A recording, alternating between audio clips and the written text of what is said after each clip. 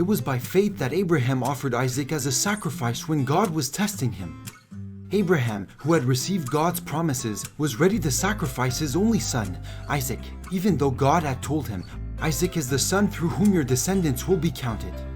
Abraham reasoned that if Isaac died, God was able to bring him back to life again.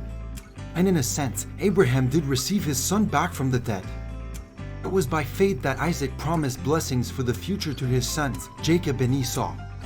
It was by faith that Jacob, when he was old and dying, blessed each of Joseph's sons and bowed in worship as he leaned on his staff. It was by faith that Joseph, when he was about to die, said confidently that the people of Israel would leave Egypt. He even commanded them to take his bones with them when they left. It was by faith that Moses' parents hid him for 3 months when he was born. They saw that God had given them an unusual child, and they were not afraid to disobey the king's command. It was by faith that Moses, when he grew up, refused to be called the son of Pharaoh's daughter.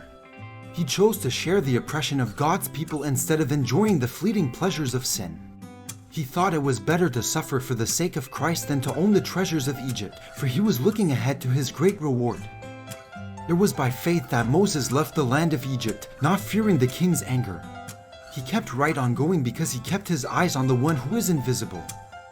It was by faith that Moses commanded the people of Israel to keep the Passover and to sprinkle blood on the doorposts so that the angel of death would not kill their firstborn sons. It was by faith that the people of Israel went right through the Red Sea as though they were on dry ground.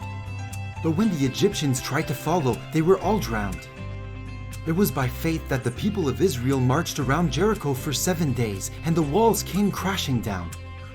It was by faith that Rahab the prostitute was not destroyed with the people in her city who refused to obey God, for she had given a friendly welcome to the spies. How much more do I need to say?